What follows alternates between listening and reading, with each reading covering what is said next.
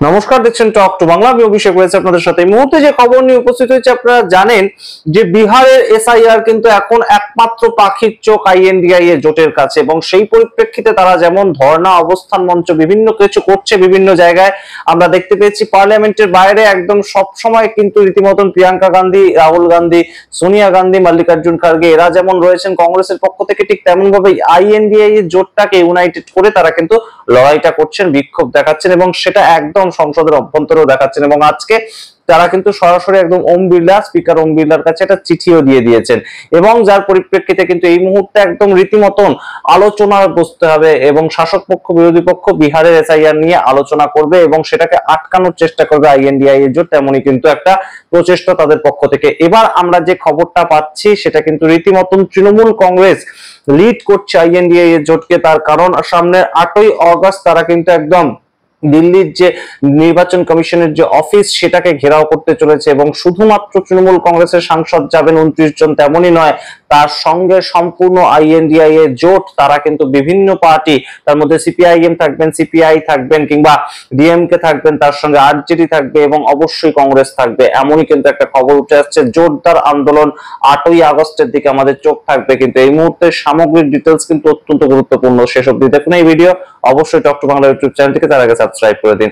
আপনারা জানেন যে এই মুহূর্তে বিহারের এসআইআরটা কিন্তু অত্যন্ত গুরুত্বপূর্ণ একটা রীতিমতন সার্কুলার জারি করেছে বিহারের যে নির্বাচন কমিশন তারা, এবং সেই প্রেক্ষাপটে দাঁড়িয়ে আমরা দেখতে পেয়েছি প্রথমে নির্বাচন কমিশনের সঙ্গে বিভিন্ন দল, সেটা তৃণমূল কংগ্রেস হোক কিংবা কংগ্রেস হোক, প্রত্যেকেই কিন্তু গিয়ে দেখা করেছেন, এবং তার সঙ্গেও একদম কেসটা পুরো সুপ্রিম কোর্টে উঠেছে। সুপ্রিম কোর্টের সম্পূর্ণ বিষয়টা কিন্তু এই মুহূর্তে সাব জুডিস। সুতরাং 10ই জুলাই এবং 28শে জুলাই সুপ্রিম কোর্ট বারংবার কিন্তু তাদের যে বক্তব্য, তাদের যে স্ট্যান্ড পয়েন্ট সেটাকে ব্যক্ত করেছে যে এই মুহূর্তে আপনারা যদি আধার কার্ডটাকে মান্যতা না দেন, আপনারা যদি ভোটার কার্ডটাকে, রেশন কার্ডটাকে মান্যতা না দেন, তাহলে সাধারণ মানুষ এর বাইরে আর কোন সার্টিফিকেট জোগাড় করে আনবে? আপনারা রেসিডেন্সিয়াল সার্টিফিকেটটাকে মান্যতা দিচ্ছেন কিন্তু আধার কার্ডকে মান্যতা দিচ্ছেন, এটা তো হতে পারে না। রেসিডেন্সিয়াল সার্টিফিকেট আমরা বিভিন্ন সময় দেখি যে একদম লোকাল কাউন্সিলর লিখে দিলে রেসিডেন্সিয়াল সার্টিফিকেট সেটাকে মান্যতা দেওয়া হয়। সেটাকে আপনারা যদি ভোটার তালিকায় নাম তোলানোর জন্য একটা সঠিক তথ্য হিসেবে দেখেন, তাহলে কেন আধার কার্ডকে দেখবেন? অত্যন্ত গুরুত্বপূর্ণ এই প্রশ্ন, এবং সেই প্রেক্ষিতে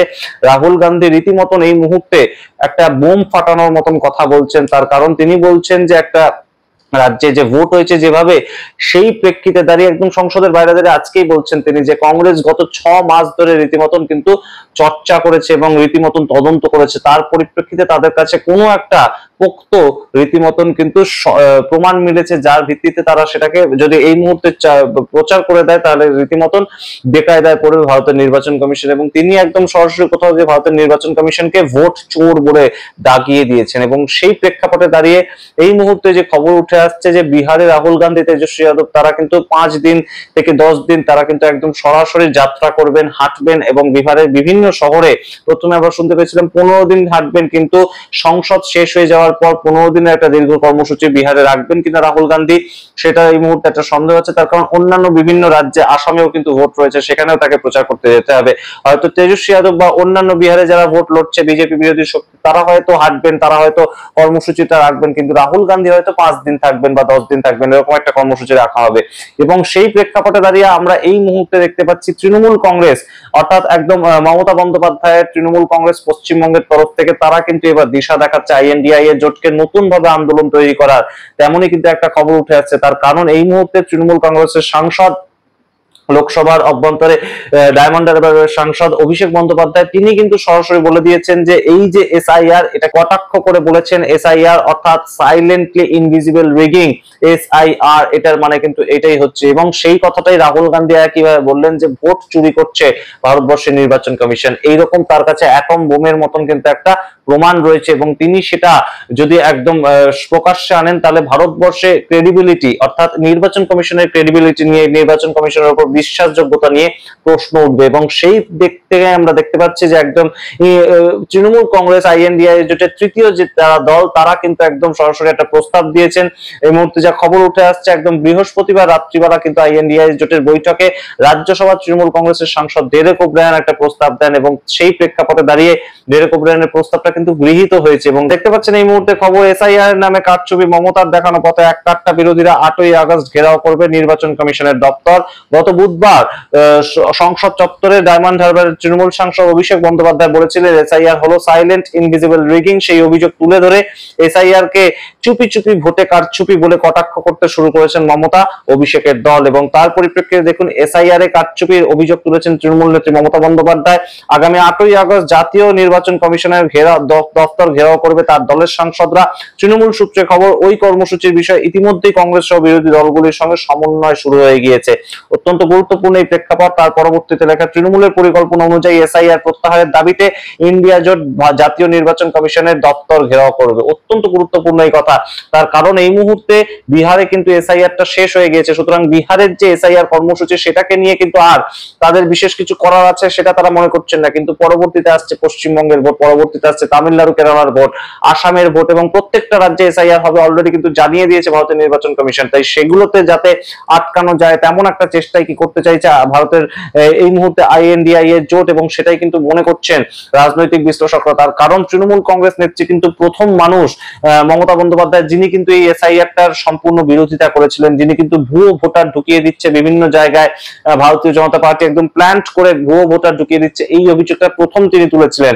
এবং প্রথম যখন এসআইআরটা আসে বিহারে, এই একদম নোটিশটা জারি হয়, তখনই কিন্তু মমতা বন্দ্যোপাধ্যায় বলেছিলেন যে বিহারটা অছিলা, আসল ওদের টার্গেট পশ্চিমবঙ্গ, এবং পশ্চিমবঙ্গে বিভিন্ন ভোটারদের নাম বাদ দিয়ে দেওয়া এবং যে ভোট বিজেপি পায় না সেই ভোটারদের নাম বাদ দিয়ে দেওয়া, সেই রকম একটা পরিকল্পনা তারা করছে, এরকম কথা মমতা বন্দ্যোপাধ্যায় বলেছিলেন। এবং তারই ফলস্বরূপ রীতিমতন কিন্তু এই মুহূর্তে পথ দেখাচ্ছেন মমতা বন্দ্যোপাধ্যায়। তিনি বলছেন, লোকসভার বিরোধী দলনেতা রাহুল গান্ধীর উপস্থিতিতে ইন্ডিয়া জোটের সংসদীয় দলের নেতাদের বৈঠকে মমতার ওই প্রস্তাব পেশ করা হয়েছিল, তা গৃহীত হয়েছে। অলরেডি যেটা খবর যে একদম গৃহীত হয়ে গিয়েছে, সিদ্ধান্ত হয়ে গিয়েছে যে আইএনডিআই এ জোট সমস্ত দল মিলে তারা কিন্তু ভারতের নির্বাচন কমিশন একদম ঘেরাও করবে। ঠিক যেমন ভাবে প্রতিবাদ করছে সংসদের মধ্যে, সংসদের বাইরে সবাই মিলে, ঠিক তেমন ভাবেই একদম কল্যাণ বন্দ্যোপাধ্যায়, দোলা সেন এদের নেতৃত্বে, ডেরেক ওব্রায়েন এদের নেতৃত্বে আমরা দেখতে পাবো রীতিমতন ভারতের নির্বাচন কমিশনকে ঘেরাও করছেন রাহুল গান্ধী এবং তার সঙ্গে মল্লিকার্জুন খাড়গেরা।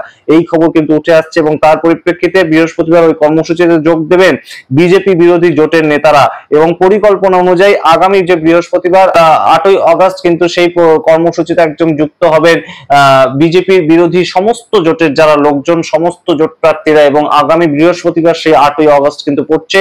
একই সঙ্গে সংসদের দুই কক্ষেই এসআইআর প্রত্যাহারের দাবিতে সুর চড়বে, একদম সেই খবর বেরিয়েছে এই মুহূর্তে। এবং আপনারা বুঝতেই পারছেন যে এসআইআর কে প্রত্যাহার করতে হবে, বিজেপি কে আটকাতে হবে, এইটাই কিন্তু একটাই মাত্র ভাবনা নিয়ে এতটা ইউনিটি দেখাচ্ছে আইএনডিএ জোট। আপনারা জানেন যে অষ্টাদশ লোকসভা নির্বাচনের প্রথম থেকেই কিন্তু আমরা দেখতে পেয়েছিলাম যে বিভিন্ন রাজ্যে যে টুকরো টুকরো দলগুলো রয়েছে, যে টুকরো টুকরো বিজেপি বিরোধী শক্তিগুলো রয়েছে, তাদেরকে একত্রিত করতে পেরেছিলেন রাহুল গান্ধী। এবং তাই জন্যই কিন্তু আইএনডিআই এর জোট রীতিমতন একটা সরকার তৈরি করতে পারে এরকম একটা ভাবনা চিন্তা শুরু হয়ে গিয়েছিল। আমরা দেখতে পেয়েছিলাম যে ভারতীয় জনতা পার্টি, তাদের কিন্তু শক্তি অনেকটাই কমেছে এবং রীতিমতন তারা সংখ্যাগরিষ্ঠতা পায়নি, সেটা কিন্তু মোদি ম্যাজিক সেই জায়গায় কোথাও গিয়ে ফেল করেছে। এবং সেই প্রেক্ষাপটটা এখনো পর্যন্ত কিন্তু একই রকম রয়েছে। এবং আমরা দেখতে পেয়েছি ওয়াকফ অ্যামেন্ডমেন্ট বিল সংক্রান্ত বিষয়ে তখন যে বিরোধীদের আক্রমণ, তখন বিরোধীদের যে প্রতিবাদ, সেটাও যেমন একদম এক কাট্টা ছিল, এখানেও কিন্তু বিহারের এসআইআর মনসুন সেশনে সেই একই পদ্ধতিতে কিন্তু তারা লড়াই চালিয়ে যাচ্ছে। এবং এই লড়াই কিন্তু রীতিমতন বেশ খানিকটা ধাক্কা দিচ্ছে ভারতীয় জনতা পার্টি। 14 সাল থেকে 24 সাল পর্যন্ত বিজেপি যা ইচ্ছা করে গিয়েছে এবং সংসদের মধ্যে কোনোভাবেই তাদেরকে আটকানোর মতন কেউ ছিল না। বিভিন্ন দলের সাংসদরা বিভিন্নভাবে ছড়িয়ে ছিটিয়ে থাকতেন। আমরা দেখতে পেয়েছিলাম কংগ্রেসের সাংসদ 55 জন মতন ছিলেন এবং অধীর চৌধুরী নিজের মতন নিজে রীতিমতন উত্তেজিত বাক্য বিনিময় করতেন নরেন্দ্র মোদী, অমিত শাহের সঙ্গে। কিন্তু সেই জায়গায় তাকে আর সাপোর্ট করার মতন কেউ থাকতো না। তাকে যখন চেপে দেওয়া হতো তিনি আর বিশেষ কিছু বলতে পারতেন না। শুধুমাত্র কংগ্রেসের কিছু সাংসদরা তারা কিন্তু একদম তার হয়ে কথা বলতেন বা তার হয়ে ফাইট করতেন। কিন্তু এই মুহূর্তে ছবিটা কিন্তু একদম অন্যরকম। 249 জন সাংসদ একত্রিত হয়ে আইএনডিআই এর জোটের 293 জন সাংসদদের কিন্তু রীতিমতন এই মুহূর্তে চাপের অবস্থা তৈরি করছেন। এটাই লোকসভার ছবি এবং তারা সবাই মিলে কিন্তু 249 জন সাংসদই পথে নামবেন, ভারতের নির্বাচন কমিশনকে ঘেরাও করবেন। এই এসআইআর কি প্রত্যাহার করতে পারবে আইএনডিআই জোট? সময় উত্তর দেবে। আপনাদের সামনে সামগ্রিকটাই রাখবো আমরা। সেই সমস্ত খবর ডিটেইলস পাওয়ার জন্য অবশ্যই টক টু বাংলা ইউটিউব চ্যানেলটিকে এখনই সাবস্ক্রাইব করে দিন এবং অবশ্যই তার সঙ্গে জয়েন বাটন ক্লিক করে আমাদের প্রাইম মেম্বারশিপ নিতে পারেন, আমাদেরকে সাহায্য করতে পারেন। ধন্যবাদ।